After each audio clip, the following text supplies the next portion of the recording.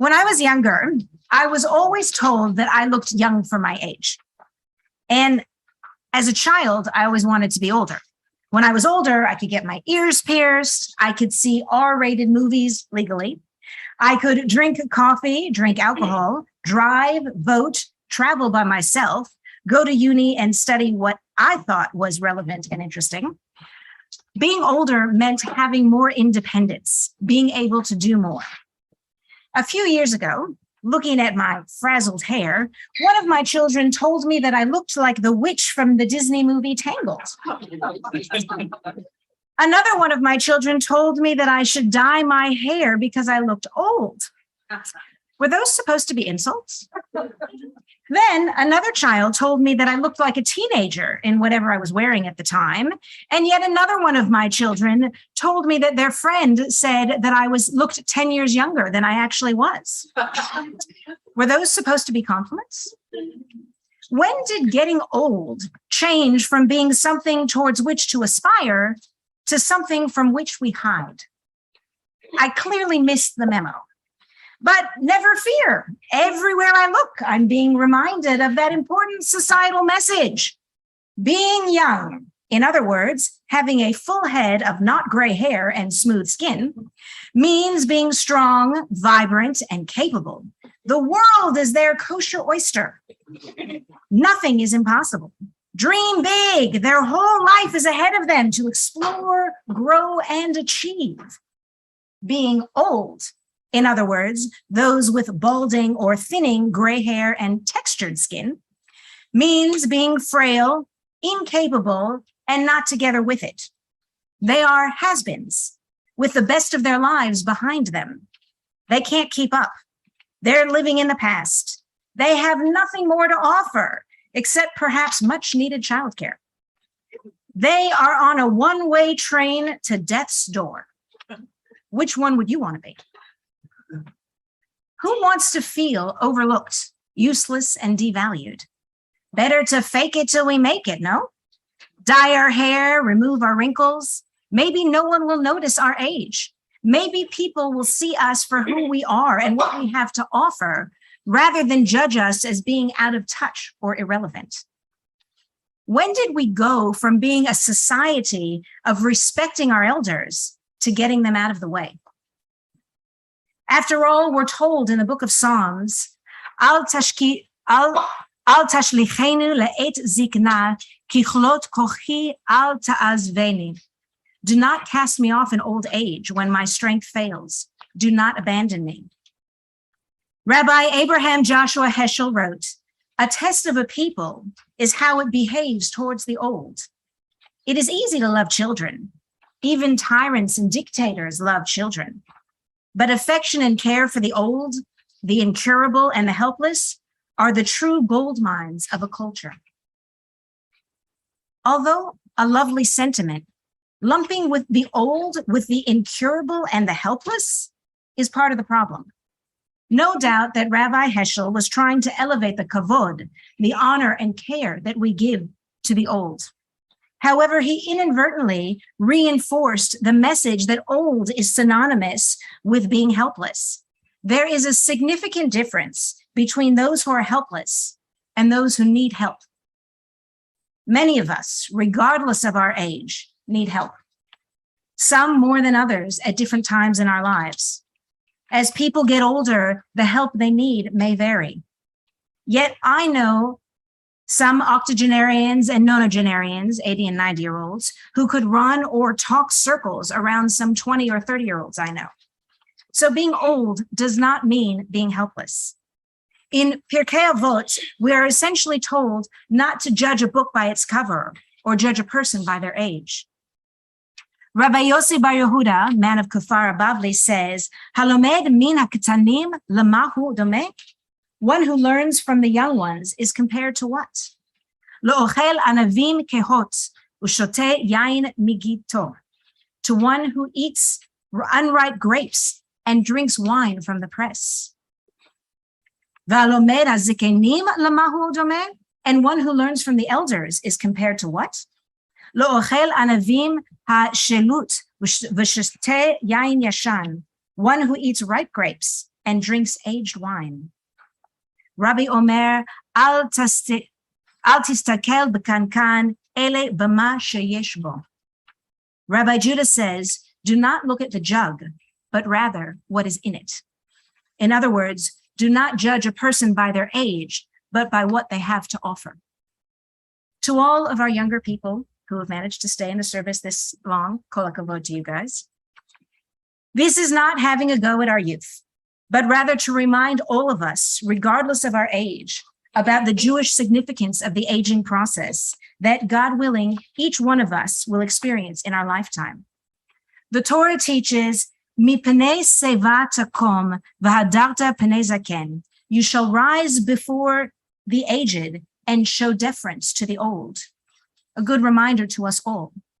But what's the difference between the aged and the old? Seva or zaken? I would answer it's about how you feel. But the Torah describes seva as one who has gray, white hair, and someone who's showing signs of aging, rather than zaken, someone who is old. In our tradition, the term zaken is synonymous for wise. We refer to the zikenim, the elders, as those with whom we consult, seek guidance, and gain wisdom. King Solomon wisely captured the nuance of seva in the book of Proverbs, stating, Ater tiferet seva beder tzedakah timatzeh. Gray hair is a crown of glory. It is attained by the way of righteousness. In other words, aging represents the crown of our achievements, the life we have built for ourselves through our righteous actions. What a contrast to the modern concept that stress and worry brings about old age and gray hair. Why is it that telling a young person that they have wisdom beyond their years is considered a compliment, but telling a young person that they are prematurely gray is considered problematic? According to our wise tradition, gray hair is a crown, a status symbol for a glorious life well lived. Judaism presents a model of aging antithetical to the modern world. In his article, Aging and Youth, Rabbi Yerachmiel Fried suggests that in contemporary culture, youth is considered the spring of life and old age its winter. In contrast, he noted the rabbinic sages referred to the youth as the winter of the days of their winter, as winter is the time that seeds germinate and take root, blossoming into the spring. Whereas old age in Judaism is considered the spring of life, when all of life's lessons and experiences coalesce and blossom into the wisdom of age. As King David writes, they will still blossom and be fruitful in old age, vigorous and fresh they will be. According to the Torah, in the beginning, there was actually no concept of old age. Literally, Adam and Eve lived, and then, after their fateful bite of that forbidden fruit, learned that eventually they will die. The Torah tells us that Adam lived to be 903 years old, but never mentioned that he grew old. There was no mention of Eve's death or her aging process. The first mention of aging was in reference to Avraham and Sarah. V'Avraham v'Sarah zekenim ba'im b'yamim, hadal liyot Sarah orech kanashim. Now, Abraham and Sarah were old, advanced in years, and Sarah stopped having periods. And Sarah laughed to herself, saying, now that I've lost the ability or I'm too weathered to have enjoyment with my husband who's so old, you're kidding me. Basically, Sarah is questioning both hers and her husband's ability to conceive and have a child in their old age, let alone have fun in the act. She literally laughed at the idea. I won't even tell you what my grandmother told me she did with my grandfather. There are things that grandchildren just should not know. In other words, she believed that her usefulness was, this is a good sentence. She believed that her usefulness was gone with her youthfulness. God taught her otherwise. Then Adonai said to Abraham, why did Sarah laugh, saying, shall I in truth bear a child old as I am? God asks, why did Sarah doubt her and Abraham's abilities just because of their age? Is anything too wondrous for Adonai? I will return to you at the same season next year, and Sarah shall have a son. And thus our tradition teaches us not to doubt God, but also not to give up on ourselves and what we can create even in our old age. This concept, Seva and Zaken, old age, was again connected to Avraham, introducing yet another concept. Vayigva v'yamot Avraham v'seva tova zaken v'sovea. And Abraham arrived at the moment of his death, at a good, ripe age, old and contented. Here, old age is connected with goodness and contentment. And so our Jewish tradition commences the portrayal of the aging process, that which is about overcoming our doubts, continuing the creative process, and achieving contentment. Rabbi Fried referred to an uncited midrash about aging, saying, "Until the days of Abraham, nobody aged. In their youthfulness, when the time came for them to leave the world, they would sneeze with no prior warning, and the soul would exit the nostrils the same way it entered, and the person would die." Abraham asked for God's compassion, that one should age and realize that his or her time was coming near, and life is not forever, to allow the opportunity to introspect on one's actions of life and repent any misdeeds before leaving this world. It is also allowed the opportunity to have the physicality of life take a back seat to the main point of life, its spiritual underpinnings. God, out of compassion to humanity and in deference to Abraham's request, granted this change in human experience. I think that's a beautiful midrash. And thus began the creation of the aging process. Now, it's not often that I quote the Lubavitcher Rebbe, Menachem Mendel Schneerson. However, in an article that I read entitled "The Jewish View on Aging and Retirement," which compiled a series of the Rebbe's remarks from his 70th, 80th, and 90th birthdays, I was inspired by his words. He commented on how those who are aged are replete with learning and achievement, whose worth increases with each passing day. He acknowledged that indeed the body becomes weaker with age, but that it is the inactivity that becomes the key contributing factor to the deterioration of the aging. He argued that a person's worth should not be measured by one's physical prowess. He posited that our attitude towards aging reflects the essence of what we value. And I quote, "If a person's physical strength has waned while his sagacity and insight have grown, do we view this as an improvement or as a decline? If a person's output has diminished in quantity but has increased in quality, has that person's net worth risen or fallen?"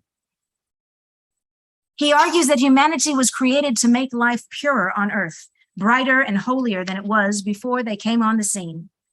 Seen in this light, the spiritual maturity of the aged more than compensates for their lessened physical strength. Indeed, the diminution of one's physical drives can even be utilized as a spiritual asset. It's what we do on Yom Kippur, as it allows positive reordering of priorities that is much more difficult in one's youth when the quest for material gains is at its height. It is no coincidence that the rabbis forbade people to study Kabbalah, Jewish mysticism, until they were 40 years old, reaching the age of Seva, the age of spiritual maturity. That is, until they were grounded in the material world, having satisfied their drive for material productivity, thus liberating the gray-haired ones to commence the exploration of spiritual enlightenment. It is also no coincidence that three of our most significant Jewish figures, Abraham, Moses, and Rabbi Akiva, all began their transformative life quests later in life. At the age of 75, Abraham began his journey towards the promised land, following the divine call, Lech Lecha, go forth. When Moses confronted Pharaoh and left Egypt to an unknown future, once again towards the promised land, later Jewish sources says that he was either 40 or 80 years old. Either way, he was no spring chicken. Rabbi Akiva also began studying when he was 40 years old and became one of the most renowned rabbis of all time. Jacqueline Dwoskin, professor of gerontology at Nova Southeastern University, asked in her article, Spirituality in the Elder, A Jewish Perspective, Can growing older be a time when we do not end our journeys, but begin them? And if we do, what is the journey that allows us to obtain a good old age and to retain vitality?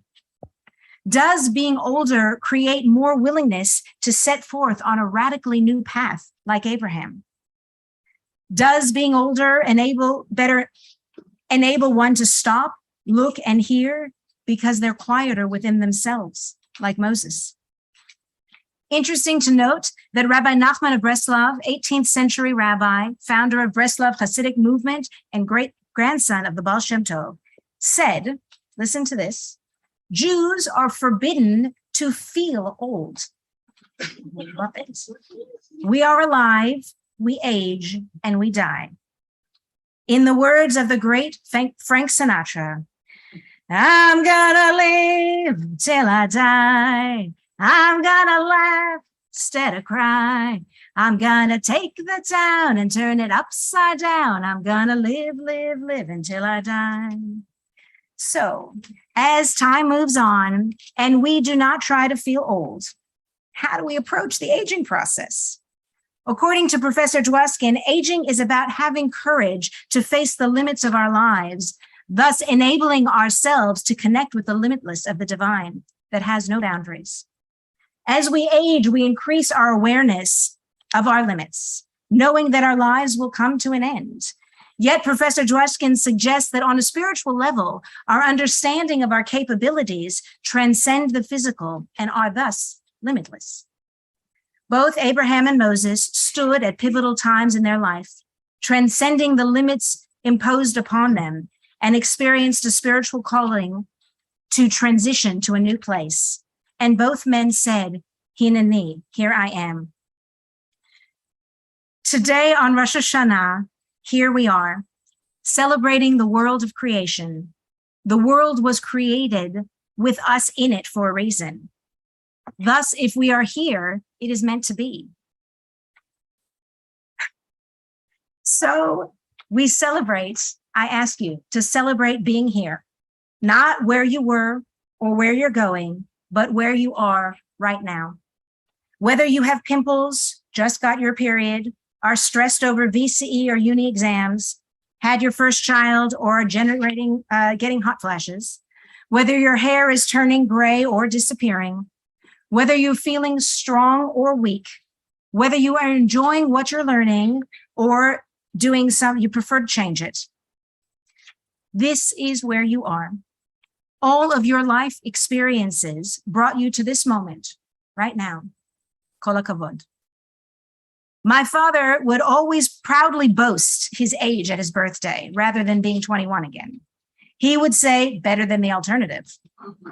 He taught me that each year we've lived, we've had more experiences, learned more, grown wiser. What better gift is that? What more could we want?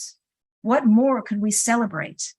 So I say, laugh at the jokes about aging.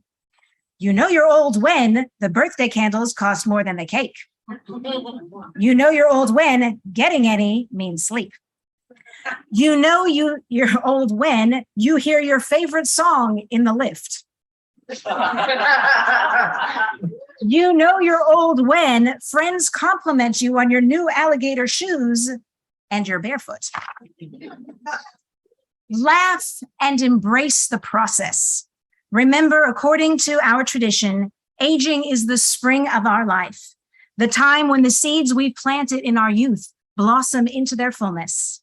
Wear our gray hair as a crown of glory, or if you choose to dye it, do it because you like the color, not because you're hiding your age.